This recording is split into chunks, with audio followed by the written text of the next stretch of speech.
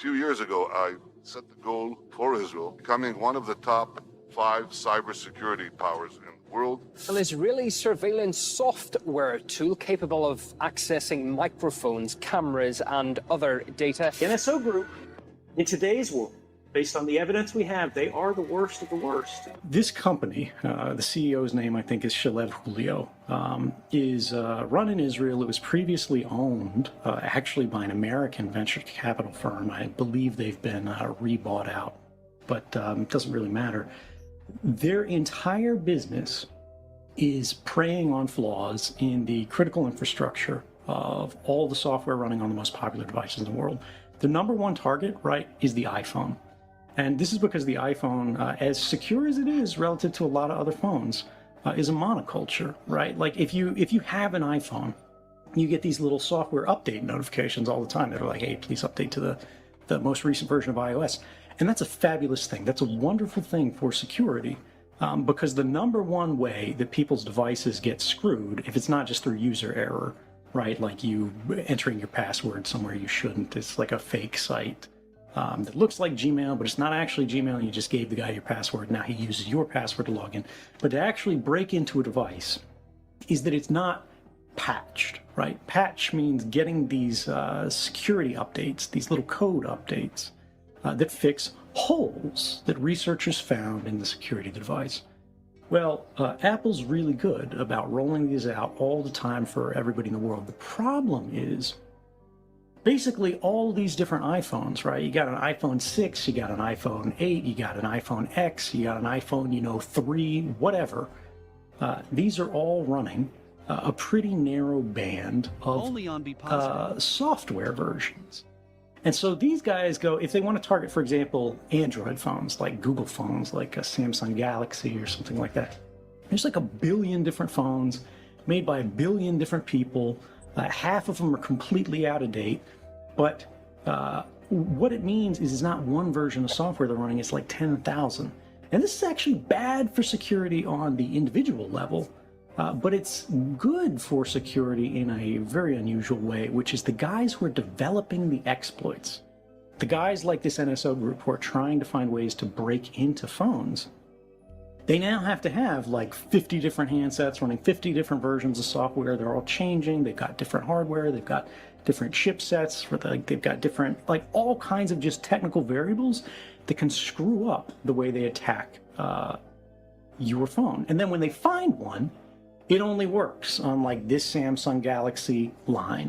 It doesn't work on like the Google Pixel line, or it doesn't work on like a Nokia line or something like that.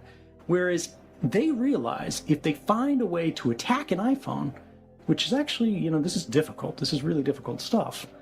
Now it works against basically every iPhone.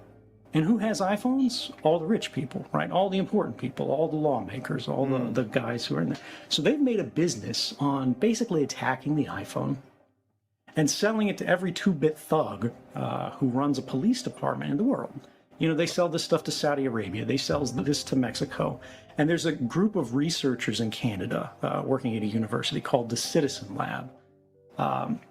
And these guys are really like the best in the world at tracking what NSO Group is doing. If you want to learn about this stuff, the real stuff, look up Citizen Lab and the NSO Group.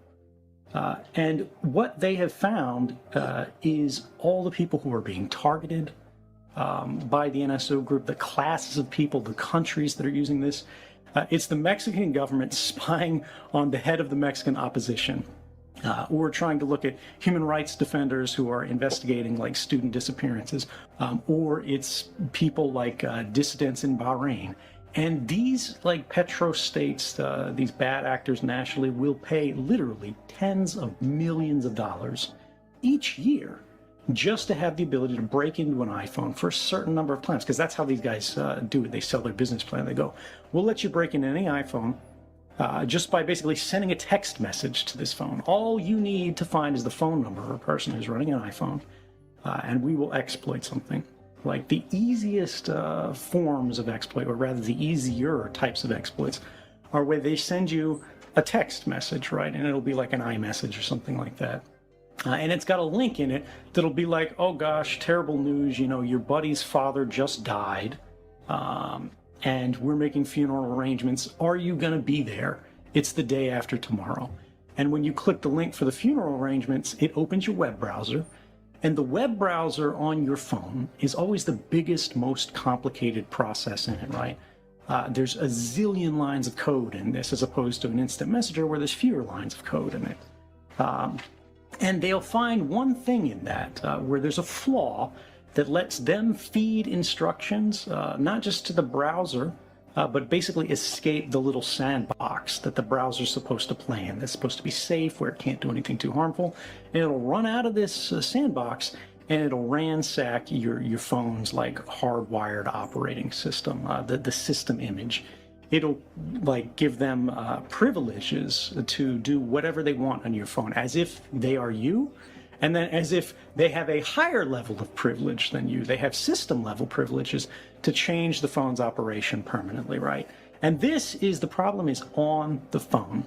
You can replace the phone, right? And they'll lose access to that. But if they've already used that to gain the passwords that you use to access, your iCloud or whatever, when they have control of the phone, they've already got your photo roll, right? They've already got your contact list. They already have everything that you've ever put in that phone. They already have all your notes. They already have all your files. They already have everything that's in your message history, right? They can pull that out immediately. And now, because they have, all your contacts and things like that, they see that phone stop being active. They know you've changed your phone number. All they have to do is find the new phone number, and then they can try to go after you again. The benefit is, with that old style of attack, if you get that message and you don't click that link, you're somebody in a vulnerable class, right? You've had these kind of attacks against you before. It looks suspicious. You don't know who this person is. The number isn't right, something like that. And you save that link. You don't click the link. You don't do anything with that link, but you send it to a group like Citizen Lab. They can basically use that link to basically use like a dummy phone, like a sort of a Trojan horse, to go to the site that would attack your phone and catch it. And this is what the sort of process that all of their research is based on. There are other more advanced types of attacks that actually don't have these defenses against them, that are far more scary. But the bottom line is... Can I stop you for a second? Yeah. What is Citizen Lab? Citizen Lab? You just said that? The Citizen Lab is the name of this research group at the university in Canada who basically studies state-sponsored and corporate malware attacks against civil society. It's run by a guy named Ron Deber, I believe. You guys will have to fact-check me on that one. I think he just published a book, actually, or is publishing a book about all of this. But it's really, they are the world leaders, in my opinion, in... basically investigating these kind of attacks and exposing them. And it's a true public service. Let's go back to that one thing. I asked you about warrants, and you talked about the fact that like people could plant evidence on things and then get motivation, or rather they could show probable cause, right, to the court to then investigate you, and then they can get everything. And you said, you thought that a warrant meant they can go and search your house, and this is the kind of thing that we, modern people, are used to thinking of in the context of a warrant. Cops go to a specific place looking for specific things that are elements of a crime. Now, you've heard all these things where, like, cops find a way to, like, stop somebody and they, like, are like, oh, I smelled pot or whatever, and they try to, toss their car or whatever. Or plain sight doctrines where they open the door and the guy sits down, talks to them, and they go, oh, I see a bong or something. That's paraphernalia, you're going to jail. But until I think it was 1967, warrants in the United States could only be used to gather two things. They were called the fruits and instrumentalities of a crime, which meant even if the cops knew you did it, even if cops knew you, rode the subway or worked for this company or whatever, they couldn't get all the company's records. They couldn't, if they existed, get all the emails that you ever wrote. They couldn't get your friend to turn over like an exchange of letters that you had with this person.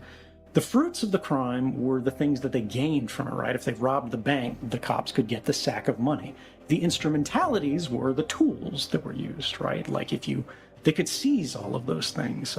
But the idea that the cops can get everything The idea that the FBI can get all these records, you know, all of these things, your whole history, is very much a new thing.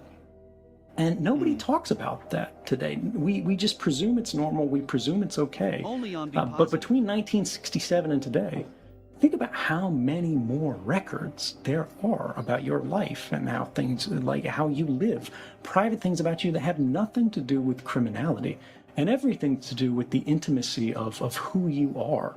And the fact that all of that now today is exposed, and not just to, let's say you love the U.S. government. Let's say you are like throwing cookouts for your local police department, but every other government in the world too.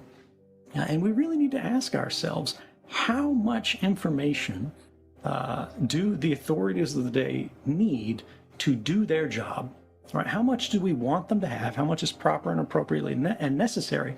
And how much is too much? And if we decide the cops shouldn't have this, if we decide the spies shouldn't have this, well, why in the hell should Facebook or somebody trying to sell you Nikes, why should they have this?